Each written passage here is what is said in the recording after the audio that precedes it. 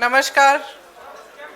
सबसे पहले तो मैं ये कहना चाहूँगी कि कल जो हुआ वो लोकतंत्र के लिए एक बहुत बहुत बड़ी जीत रही। जो सरकार की साजिश थी संघीय ढांचे को बदलने की, लोकतंत्र को कमज़ोर करने की, उसको हराया गया, उसको रोका गया। ये संविधान की जीत थी, देश की जीत थी और विपक्ष की एकता की जीत थी। और वो साफ साफ सत्ता पक्ष के नेताओं के चेहरों पर दिख रही थी, आप सबने भी देखा होगा। देखिए, गृह मंत्री जी और प्रधानमंत्री जी का भाषण सुन रही थी। कई बार दोनों ने अलग अलग मौक़ों पर अपने भाषण में कहा कि आप लोग अगर इसके साथ सहमत नहीं होंगे तो आप कभी यहाँ नहीं बैठ सकते, आप कभी सत्ता में नहीं आ सकते, आप कभी जीत नहीं सकते। और इससे बहुत साफ हो गया कि इनकी मंशा क्या थी।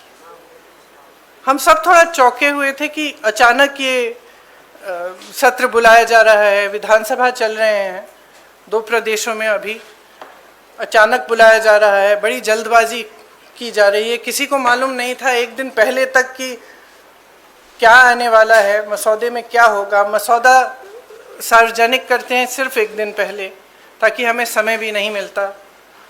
तो हम सब सोच रहे थे कि ये सब क्या हो रहा है और क्यों हो रहा है। मेरे ख्याल से पूरी साजिश जो रची गई षड्यंत्र की तरह कि किसी न किसी तरह से हमें सत्ता में रहना है। अगर अभी नहीं किया जाएगा तो 2029 तक जो ये करना चाह रहे हैं परसीमन, 2011 के जनगणना के आधार पर वो नहीं ख़त्म हो पाएगा। तो ये सब करने के लिए एक तरह से प्लान बनाने के लिए कि परमानेंटली हम सत्ता में कैसे रह सकते हैं और कैसे करें। महिलाओं का इस्तेमाल करके महिलाओं के नाम पर हम आरक्षण लें। अगर ये लोग सहमत होंगे, पारित हो जाएगा तो एक तरफ हम ये कर लेंगे, दूसरी तरफ से हमें सारी स्वतंत्रता मिल जाएगी कि काट-पीट भी करिए सीटों में, किसी तरह से भी आप परसीमन करा दीजिए। 2011 के जनगणना के आधार पर होगा तो जाति जनगणना का भी कोई उनको रिकॉग्निशन नहीं लेना पड़ेगा। तो ये साफ है कि उन्होंने सोचा चलो पारित हो जाएगा तो जीत, पारित नहीं होगा तो हम हर नेता के सामने बाकी पार्टियों को महिला विरोधी कहकर महिलाओं के मसीहा बन जाएंगे। तो आप महिला हैं, हम जानती हैं कि महिलाओं का मसीहा बनना इतना आसान नहीं है, करके दिखाना पड़ता है। एक इतिहास है, कांग्रेस पार्टी का एक इतिहास है, विपक्षी दलों का एक इतिहास है, भाजपा का इतिहास है महिलाओं के संदर्भ में। और वो इतिहास बहुत स्पष्ट है। आपके खड़े होने से सदन में उसका विपरीत कहने से कोई फर्क नहीं पड़ता। महिलाएं देख रही हैं, उन्नाव को देखा, हाथरस को देखा, ओलंपिक की खिलाड़ियों को देखा, यहीं दिल्ली में सड़क पर बैठी थी, किसने पूछा उनको? मणिपुर में महिलाओं को देखा, किसने पूछा? और आज आप संसद में खड़े होकर कह रहे हैं हम मसीहा बनना चाहते हैं महिलाओं के।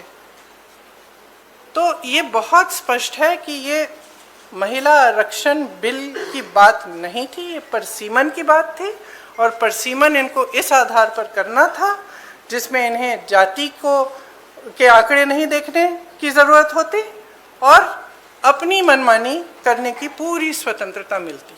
तो ये बिल्कुल मुमकिन ही नहीं था कि विपक्ष उनका साथ दे। और मैं बहुत खुश हूँ कि आप सबने, देश ने देखा कि जब विपक्ष एकजुट हो जाता है तो किस तरह से इनको हराया जाता है। किसी ने मुझे पूछा आते हुए कि ब्लैक डे है, आप ये सरकार कह रहे हैं कि ब्लैक डे है। ब्लैक डे इनके लिए इसलिए है क्योंकि पहली बार इनको धक्का लगा जो लगना चाहिए था। आज की महिलाओं की समस्याएं बहुत ज़्यादा बढ़ रही हैं, संघर्ष बढ़ रहा है। बेवकूफ़ नहीं है महिलाएं, सब कुछ देख रही हैं। वो पीआर, मीडियाबाजी वो अब नहीं चलेगी।